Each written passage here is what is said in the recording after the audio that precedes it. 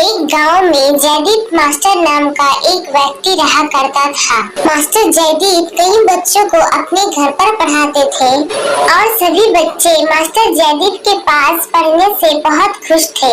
कभी कभी तो वे बच्चों के घर पर जाकर भी उन्हें पढ़ाया करते थे। मास्टर जयदीप आदर्शवादी और स्वाभिमानी व्यक्ति थे, इसलिए उन्हें गलत चीजों से सख्त नफरत थी। गांव के लोग उनके इन्हीं स्वभाव के बारे में बातें किया करते थे। मास्टर जयदीप का एक पुत्र भी था जो केवल 10 वर्ष का था। मास्टर जयदीप चाहते थे कि उनका पुत्र भी मन लगाकर पढ़े और उनकी तरह एक स्वाभिमानी और एक अच्छा व्यक्ति बने। इसलिए वे अपने बेटे को पढ़ाने के साथ साथ गांव के बच्चों को भी पढ़ाते थे और घर का काम भी संभालते थे। एक दिन मास्टर जयदीप अपने बेटे श्याम को पढ़ा रहे थे तो उन्होंने उससे कहा, बेटा श्याम, ध्यान लगाकर पढ़ो, वरना एक बड़ा व्यक्ति कैसे बनोगे। मास्टर जयदीप अपने बेटे को पढ़ता देख गहरी सोच में चले गए और उस वक्त के बारे में सोचने लगे जब उनकी मरती हुई पत्नी ने उनसे कहा था, अजी मुझे लगता है कि अब मेरे जाने का वक्त आ चुका है। आप मुझे एक वचन दीजिए। ऐसा क्यों कह रही हो सावित्री, तुम्हें कुछ नहीं होगा। तो सावित्री कहती है, आप मुझे वचन दीजिए कि आप अपना और हमारे श्याम का ध्यान रखिएगा और उसे एक अच्छा व्यक्ति बनाएंगे। तो जयदीप कहते हैं, मैं तुम्हें वचन देता हूँ सावित्री। यह सुनने के बाद बीमार सावित्री की वहीं पर मृत्यु हो जाती है और जयदीप रोने लगते हैं। वे कहते हैं, बेटा श्याम, अब तुम्हारा पिता होने के साथ साथ मैं ही तुम्हारी माँ भी हूँ। अब मुझे ही तुम्हारा ख्याल रखना है। अब मास्टर जयदीप की उम्र हो चुकी है और उनका पुत्र श्याम 15 वर्ष का हो चुका है। श्याम जयदीप से कहता है, पिताजी, अब मैं 15 वर्ष का हो चुका हूँ, तो अब आप मुझे दूसरे बच्चों की तरह ऊंचे स्कूल में क्यों नहीं भेजते। तो जयदीप कहते हैं, बेटा श्याम, बेशक तुम 15 वर्ष के हो चुके हो, पर अभी भी तुम दुनियादारी जानने में कच्चे हो। और वैसे भी तुम्हें जिस विषयों की जरूरत है मैं तुम्हें पढ़ा तो रहा हूँ। थोड़े और बड़े हो जाओ, फिर मैं तुम्हें ऊंचे पद में पढ़ने भेज दूंगा। लेकिन पिताजी, मेरे सारे मित्र तो ऊंची कक्षा में चले गए हैं, लेकिन आप कहते हैं तो मैं मान लेता हूँ। तो वही गांव में पानी की टंकी लगवाने का काम शुरू किया जा रहा है और सरपंच जी इसके बारे में बात करने के लिए पंचायत बिठाते हैं। तो सरपंच जी के द्वारा गांव के लोगों को इसका लाभ और हानि बताया जा रहा है। कुछ ही दिनों में गांव में पानी की टंकी लगवाई जाएगी। आप में से किसी को अगर इसके बारे में कुछ कहना है तो आप कह सकते हैं। अच्छा है, अब ये पानी की दिक्कतें नहीं करनी पड़ेंगी, खत्म हो जाएंगी।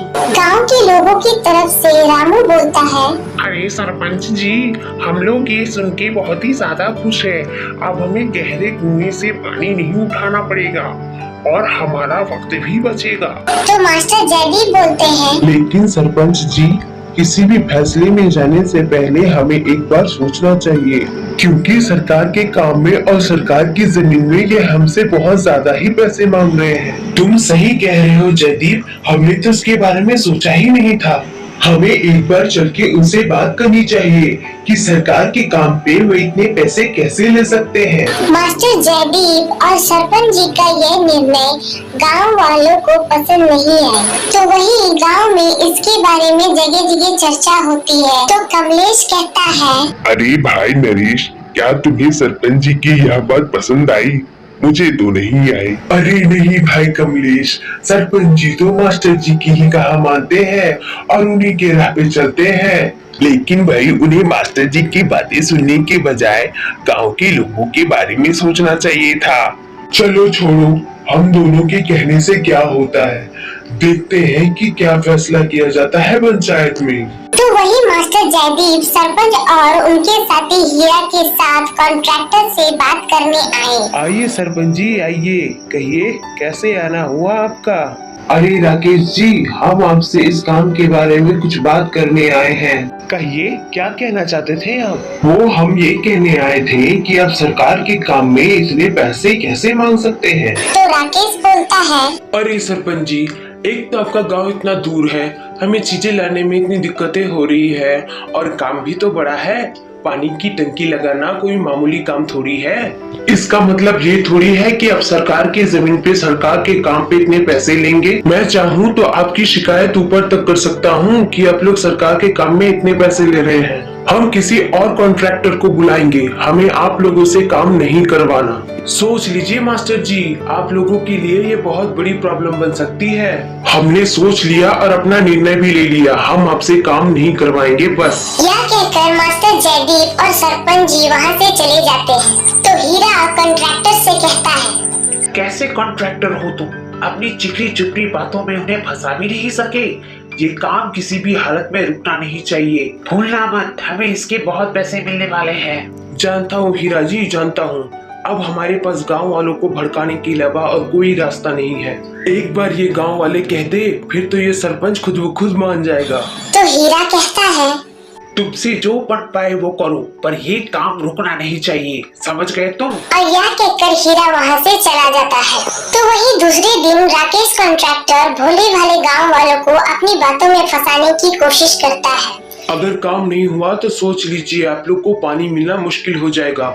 अरे नहीं, ऐसा तो नहीं होना चाहिए। पानी हमारे लिए बहुत जरूरी है। पानी के बिना तो हम कुछ भी नहीं कर सकते। हम सबको अभी जाके सरपंच जी से बात करनी पड़ेगी, वरना तो बहुत मुश्किल हो जाएगा। हाँ, हम सरपंच जी से बात करेंगे। तो वही राकेश मन ही मन मुस्कुरा रहा था और सोच रहा था, अरे वाह, ये गांव वाले तो आसानी से मेरी बातों पे आ गए। और सभी गांव वाले सरपंच जी से मिलने के लिए चले गए। तो कॉन्ट्रैक्टर राकेश हीरा को फोन कर कहता है, अरे हीरा जी, आपका काम हो गया। चलो अच्छा है, मैं यही सुनना चाहता था। उधर सभी गांव वाले सरपंच जी के घर पहुंचते हैं। प्रणाम सरपंच जी, हम यहाँ पर आपसे टंकी के बारे में बात करने आए हैं। आप तो जानते हैं कि गांव में पीने का पानी मिलना कितना मुश्किल है, तो हम सभी चाहते थे कि पानी की टंकी का काम ना रुके। आप चाहे तो इनसे पूछ लीजिए, ताकि हमारे गांव के लोग प्यासे ना मरे। और हम औरतों को घर के काम करने में भी दिक्कतें आती है। ये सुनकर सरपंच कहते हैं, अगर ऐसी बात है तो ठीक है, पानी की टंकी का काम अब नहीं रुकेगा। और साथ ही साथ मैं राकेश जी से भी बात करता हूँ। सभी गांव वाले सरपंच जी की बात सुनकर खुशी खुशी वहाँ से चले गए। तो अगले दिन सरपंच जी के कहने पर पानी की टंकी का रुका हुआ काम अब शुरू हो चुका था। मास्टर जयदीप ने ये देखा तो वे वहीं रुक गए। राकेश ने उनसे कहा, आइए मास्टर जी, आइए। जैसे कि आप देख सकते हैं, काम तो जोरों शोरों से शुरू हो चुका है। मास्टर जयदीप कहते हैं, आप बिना सरपंच जी की इजाजत के ये काम नहीं कर सकते हैं। अरे मास्टर जी, ये काम सरपंच जी के कहने पर ही हो रहा है। तो वही सरपंच जी का साथी हीरा वहाँ पर आता है। राकेश हीरा से कहता है, अरे भाई, मास्टर जी को मेरी बात पे भरोसा नहीं, तो आप ही बताइए कि ये काम किसके कहने पर हो रहा है। तो हीरा उनका मजाक उड़ाते हुए कहता है, अरे मास्टर जी, क्यों इस उम्र में आप खुद को तकलीफ देते हैं? जाइए, बच्चों को पढ़ाइए और घर पर आराम कीजिए। ये सब काम हमारा है, हम देख लेंगे। जो सुनने के बाद मास्टर जयदीप उदास होकर वहाँ से चले जाते हैं। तो राकेश और हीरा उन पर हंसते हैं। रात का वक्त है और टंकी का काम अभी भी चल रहा है। तो वही हीरा राकेश से कहता है, तो ये अपने हिस्से के कुछ पैसे लो और बाकी के पैसे काम होने के बाद मिलेंगे। अरे वाह, और याद रखना, इस काम से हमें इतने पैसे मिलेंगे, ये किसी को पता भी नहीं चलनी चाहिए। अरे हीरा जी, आप इसकी फिक्र मत कीजिए, किसी को भी पता नहीं चलेगा। ऐसा ही होना चाहिए, वरना तुम मुश्किल में पड़ जाओगे। तो वही हीरा और राकेश को ये नहीं पता था कि मास्टर जयदीप उनकी बातें सुन रहे हैं। मास्टर जयदीप कहते हैं, तो ये तुम दोनों की मिली भगत है, इसलिए तुम दोनों इस काम के पीछे पड़े थे। तुम दोनों को इस काम के पैसे मिलेंगे, है ना? मैं अभी जाके तुम लोगों का सच सबको बता दूंगा। जैसे ही मास्टर जयदीप पीछे मुड़ते हैं, वे देखते हैं कि गांव के ही कुछ लोग हाथों में लाठी लेकर खड़े हैं। मास्टर जयदीप हीरा से कहते हैं, ये तुम ठीक नहीं कर रहे हो हीरा, छोड़ो मुझे, जाने दो मुझे। मैं सरपंच जी के साथ साथ पूरे गांव वालों को तुम लोग की सच्चाई बता दूंगा कि तुम लोग ये सब पैसों के लिए कर रहे हो। तो हीरा कहता है, अरे मास्टर जी, आप यहाँ से जाएंगे तभी तो आप किसी को कुछ बता पाएंगे। अभी भी कहता हूँ कि अगर आपने किसी को हमारी सच्चाई नहीं बताई तो हम आपको छोड़ देंगे, वरना तो कोई भी नहीं जान पाएगा कि आपके साथ क्या हुआ। तुम लोग मुझे धमकी दे रहे हो? मैं तुम लोग की धमकी से डरने वाला नहीं हूँ। मैं कहता हूँ मुझे छोड़ो हीरा, जाने दो मुझे, वरना तुम्हारे लिए अच्छा नहीं होगा। मैंने इस कॉन्ट्रैक्ट के लिए बहुत मेहनत की है और मैं आपको मेरा काम बिगाड़ने नहीं दूंगा। गुस्से में आकर हीरा मास्टर जी पर चाकू से वार करता है तुम लोगों ने मेरी हत्या की। और मास्टर जी की वहीं पर मृत्यु हो जाती है। हीरा कहता है जल्द से जल्द इनकी लाश को ठिकाने पे लगाओ। क्या कहकर हीरा वहाँ से चला जाता है तो राकेश कहता है इनकी लाश को ऐसे दफनाओ कि किसी को पता भी ना चले। राकेश के कहने पर वे तीनों मिलकर मास्टर जयदीप को जमीन के अंदर दफना देते हैं और राकेश भी वहाँ से चला जाता है।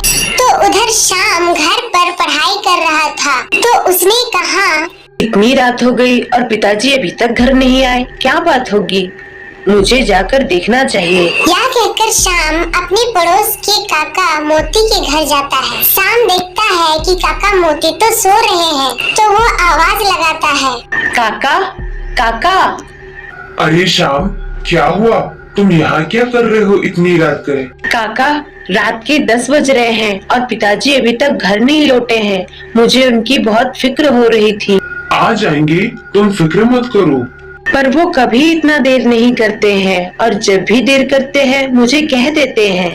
अगर ऐसी बात है तो चलो चलकर गांव वालों से पूछते हैं।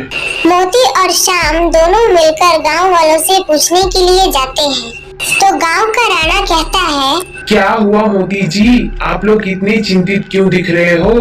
अरे राणा, मैं जयदीप को ढूंढ रहा हूँ, क्या तुमने उसे कहीं देखा है? इतनी रात हो गई और वो अभी तक घर नहीं लौटा है। और शाम बहुत ही चिंतित था। अरे हाँ मोती जी, मैंने तो उन्हें बस सुबह को ही देखा था, उसकी बात तो वे दिखे ही नहीं, क्योंकि जब भी वे वापस आते हैं यहीं से तो गुजरते हैं। अगर आते तो हमसे भेंट जरूर होती। ठीक है राणा, अगर वो तुम्हें गांव में कहीं दिखे तो मुझे बताना। चलो शाम, अब हमें सरपंच जी से भी इसके बारे में बात करनी चाहिए। मोती सरपंच जी को मास्टर जयदीप के बारे में बताते हैं।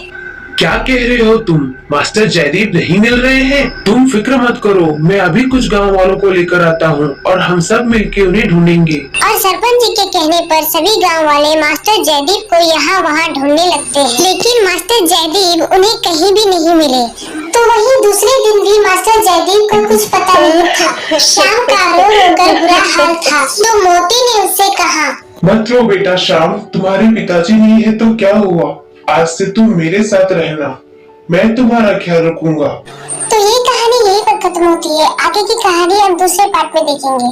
तब तक के लिए वीडियो पसंद आए तो लाइक करें, चैनल को सब्सक्राइब करें। Thanks for watching.